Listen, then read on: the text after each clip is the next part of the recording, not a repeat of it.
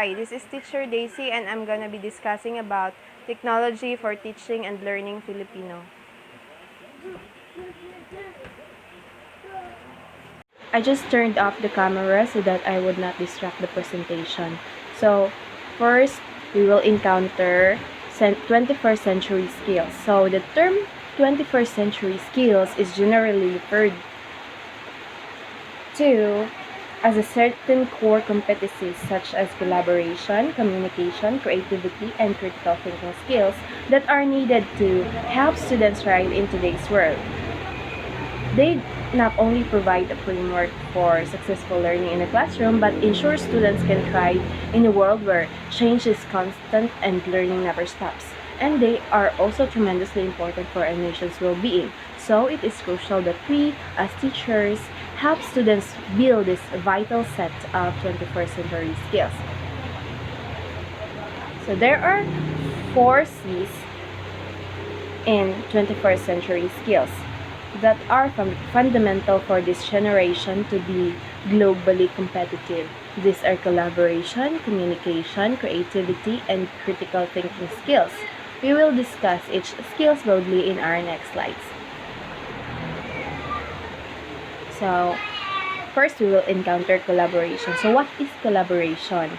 Collaboration is a philosophy of interaction which occurs when 2 or more people work together to accomplish a shared common goal, teaming up to meet that defined goal. So as students practice collaboration more and more, they learn that they have almost none of the same ideas that others do. So these are the common collaborative abilities, which include allocating resources and responsibilities, brainstorming ideas in a group, decision-making, delegating, evaluating the products, processes, and members of the group, goal setting, leading a group, managing time, and resolving conflicts, and team building. So collaboration promotes healthy relationships between students and therefore would promote efficient and effective work and learning. Next is communication. So what is communication? Communication is simply the act of transferring information from one place, person, or group to another.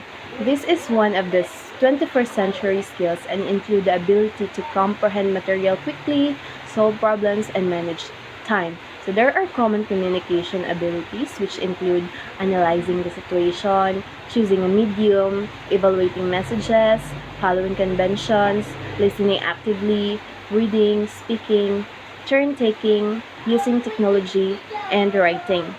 So communication skills is very important because it facilitates critical thinking by pushing students to visualize their thinking and thinking of others. Next, we have creativity. So what is creativity? Creativity is the ability to think about a task or problem in a new or different way, or the ability to use the imagination to generate new ideas. Creativity enables you to solve complex problems or find interesting ways to approach tasks. So, we have main creative abilities that include brainstorming ideas, creating something, designing, entertaining others, imagining ideas, improvising a solution, and innovating, and many others. So creativity promotes well-being and happiness. It promotes skills for solving problems and resiliency. Next, we have critical thinking skills. So, what is critical thinking skills? Critical thinking skills involves analyzing, reasoning, evaluating, decision-making, and problem-solving. It is the ability to think clearly and rationally, understanding the logical connection between ideas. Critical thinking empowers students to discover the truth in assertions, especially when it comes to separating fact from opinion, and it fosters innovation. Learning critical thinking leads students to develop other skills such as higher level of concentration, deeper analytical abilities, and improved thought processing. Next, we have copyright and fair use guidelines for teachers. So we will ask the question as to what is copyright first. Copyrights are the exclusive legal right given to an originator or an assignee to print, publish, perform, film, or record literary, artistic, or musical material, and to authorize others to do the same. While fair use allows copyrighted material to be used under certain guidelines without the copyright holder's permission for purposes such as news reporting, teaching, research, criticism, and parody. So that is the copyright and fair use guidelines for teachers. So the following are examples of copyrighted materials under certain guidelines. So materials like illustrations, photographs, and videos has copyright and would require fair use. So illustrations and photographs can be used on single works only, but not more than 5 photographs by a single artist or photographer. Another example is a video, which teachers may use the materials in the classroom only when it is legitimately acquired and for instruction purposes only. So those are the examples of copyright and fair use guidelines for teachers. Next, we have plagiarism. Plagiarism is the practice of taking someone else's work or ideas and passing them off as one's own. So there were accusations of plagiarism. In the Philippines, plagiarism is the same as copyright and could be considered under the Cybercrime Law of the Republic Act 10175. So, plagiarism is presenting someone else's work or ideas as your own with or without their consent by incorporating it into your work without full acknowledgement, according to the University of Oxford. So, next we will discuss the K-12 Filipino curriculum guide. So, K-12 curriculum is enriched. It uses integrative, inquiry-based, and constructive approach to develop the competencies of learners. K-12 curriculum is learner-centered. It focuses on the optimum development of the Filipino child. The K-12 program covers kindergarten and 12 years of basic education, 6 years of primary education, 4 years of junior high school, and 2 years of the senior high school to provide sufficient time for mastery of concepts and skills, develop lifelong learning, and prepare graduates for tertiary education. Next, we will discuss about the components and features of the K-12 curriculum. First, we have the pamantayang nilalaman or content standards, which are statements that describe what students should know or be able to do within the content of a specific discipline or at the intersection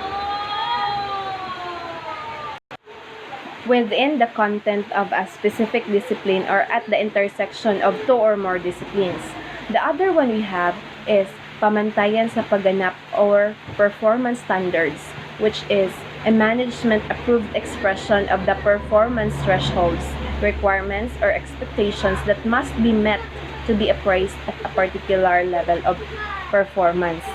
Next, we have learning competency o kakayahang matuto, which are the main ideas or skills you expect students to master. Learning competency can be unpacked into learning objectives, which are the specific abilities necessary to accomplish the learning competency. An example of learning competency in Filipino is nasusuri gamit ang graphic organizer ang ugnayan ng tradisyon at akdang pampanitikan batay sa napanood na kwentong bayan. And this learning competency would be used to make objectives. So the other one is code. Code generates learning competency materials learning competency and materials and would inform how many days or weeks the learning competency would be taught. Example of code is F7PD1AB1. So F7 signifies Filipino 7 or Filipino in grade 7. PD signifies panonood. 1 means first grading. A means first week, B means second week, and 1 means competency number 1. So those are the different components and features of K-12 curriculum guide. So next, we have specific units that can be best taught using ICT. So example of units that can be best taught using ICT is those learning competency that requires it. For example, nagagamit sa pagbabalita ang kasanayan sa paggamit ng makabagong teknolohiya gaya ng computer at iba pa. Since it requires technology, the certain learning competency would not be attained without the use of ICT. Another examples are those competencies under the panunood column in the Filipino curriculum guide. Next, we will discuss about problem-based teaching and learning. So, what is problem-based teaching and learning? Problem-based teaching and learning is a student-centered approach in which students learn about a subject by working in groups to solve an open-ended problem. This problem is what drives the motivation and learning, according to Cornell.edu. So in problem-based learning, students work in cooperative groups to find a solution. The team of students present their findings, called a culminating project, to the class. Teachers are active in PBL, guiding students through their research and providing support. Next, we have project-based teaching and learning. So what is project-based teaching and learning? Project-based learning is a student-centered model that organizes learning and studying around projects, according to Du and Han on 2016.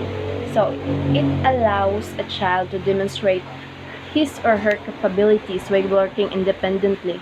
It shows the child's ability to apply the desired skills, such as doing research.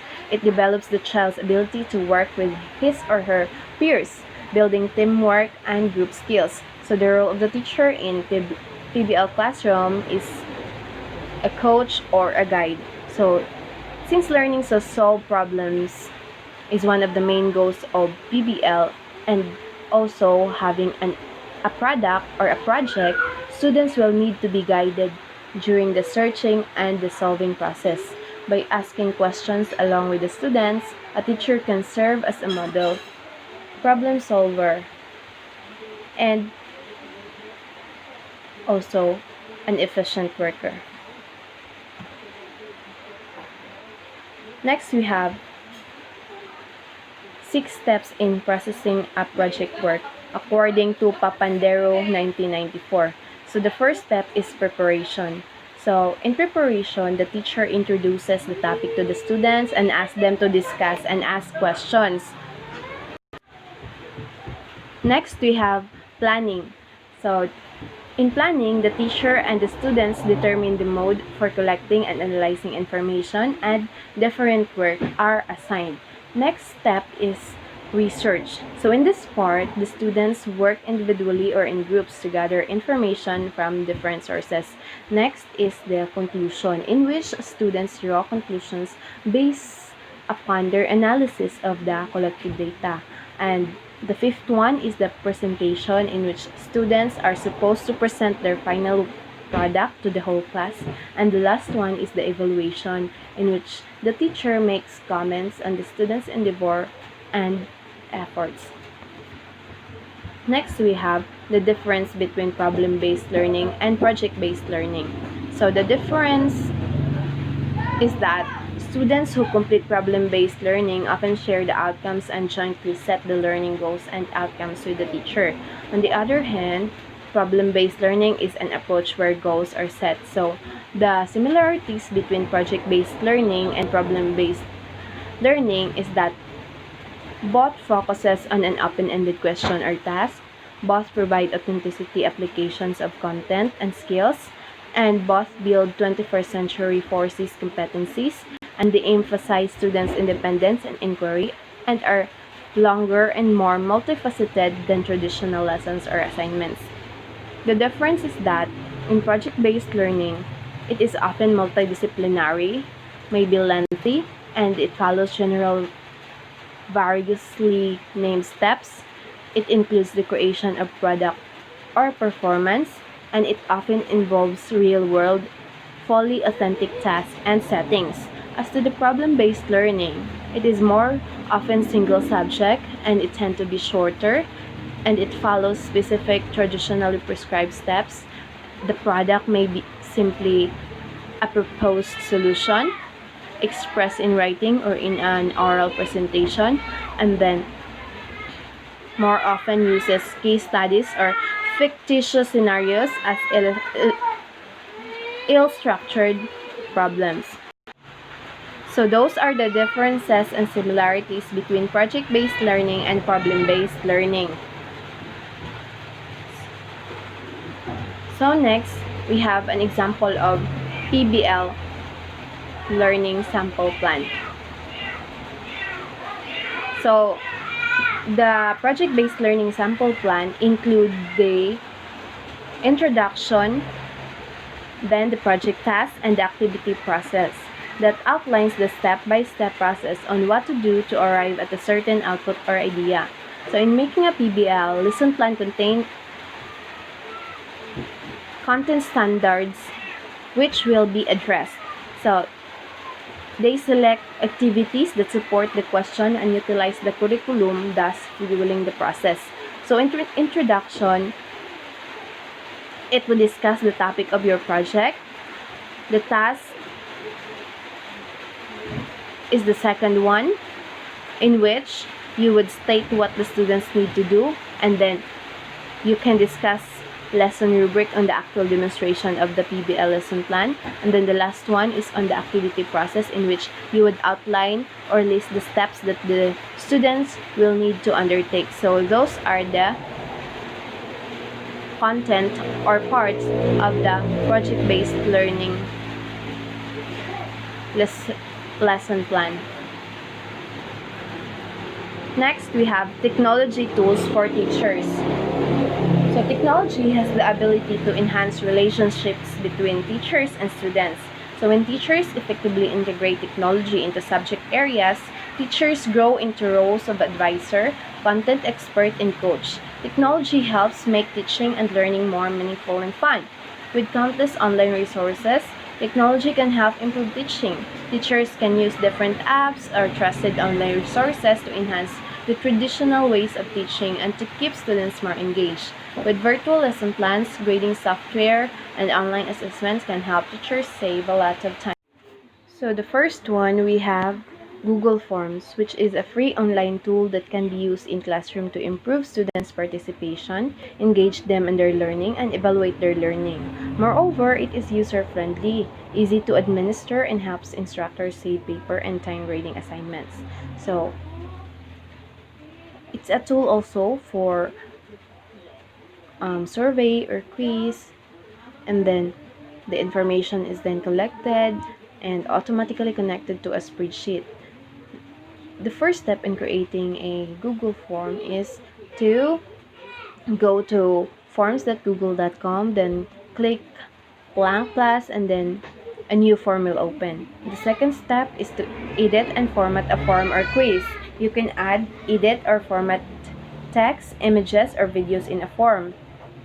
Then create a quiz with Google Forms and choose where to save form responses. The last step is to send your form for people to fill out or send an invite and then collect their responses. Next technology is Google Drive.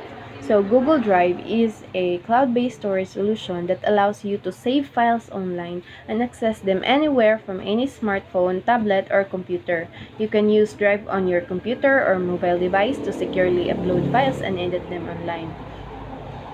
Drive also makes it easy for others to edit and collaborate on files. So teachers can use Drive to grant access to classroom resources like notes or additional readings. Google Drive is a great service utilized in many environments.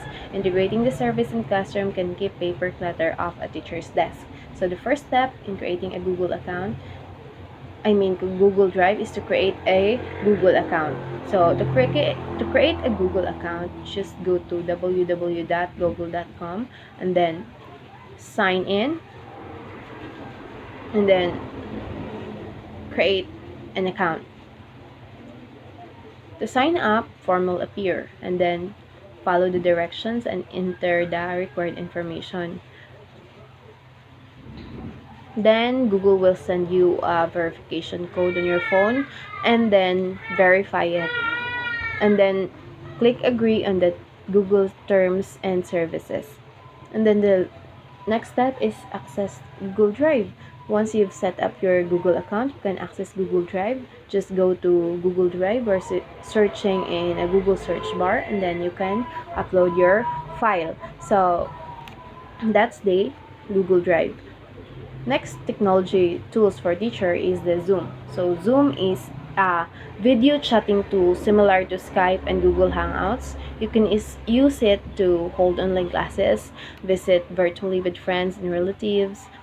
For teachers, Zoom provides a suite for useful features, including the ability to host meetings with up to 100 participants and to allow students to wordlessly signal to the teacher that they have a question, brainstorm on a virtual whiteboard, and collaborate on projects by annotating documents on other students' screens. So, the first step in creating Zoom is to download the app. Just tap sign up and then sign in.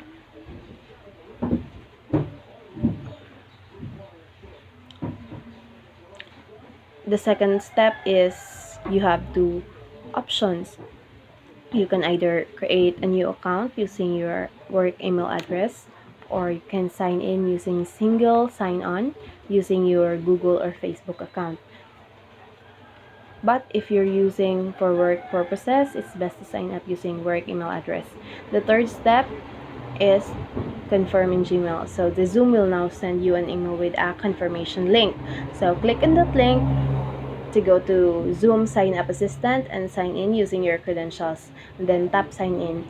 Then log into your Zoom account and then host or join a meeting and then invite. So that's for Zoom. Next tool is blogging.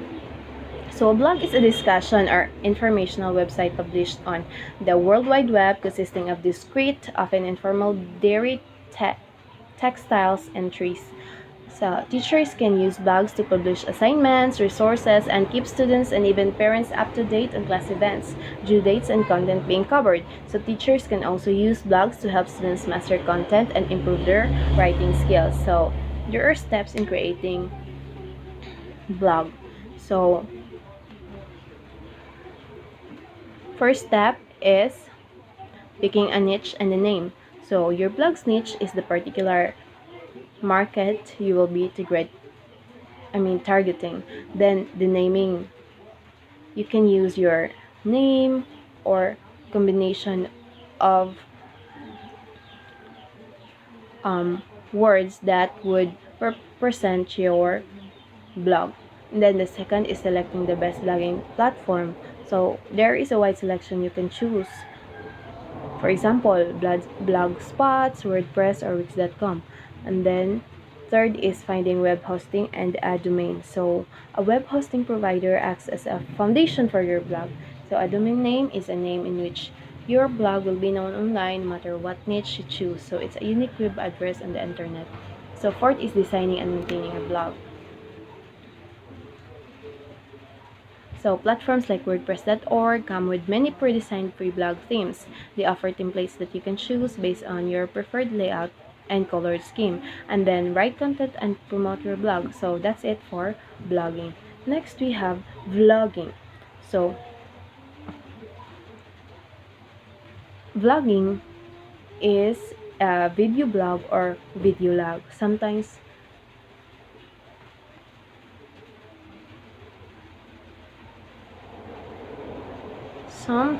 is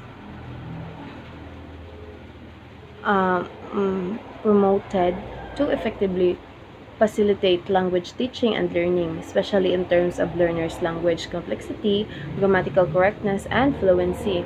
Also, a blog is a portmanteau of the words video and blog shortened to vlog, and is a form of blog in which the medium is video and is a form of web television. So in starting with to start with blogging, you must start with the basics. So you must create a channel on YouTube, and then choose a business name, add your brand, and then the second one is to fill in the about section, fill out your profile and channel description, and then third is to channel your art by putting a large banner which displays the channel name. So this is your cover photo and is prime real estate for introducing your brand. Fourth is to upload your first video, and that's it for blogging. Next is podcasting. So a podcast is an episodic series in which teachers can use to teach and learn a language. So it's an alternative method of learning which can help improve your listening skills. Podcasting is also a tool which allows teachers to share their ideas and suggestions in order to improve their method of teaching. So first step in creating podcasts is you record episodes using your equipment and your computer. The second one is to upload files to a podcasting host. And then the last one is to submit those episodes to directory so that listeners can find them. So that's it for the technology tools for teachers, and thank you for watching. I hope you learned something from this video. Please like and subscribe, and if you want a copy of the file percentage, just click on the link below, and then thank you and God bless.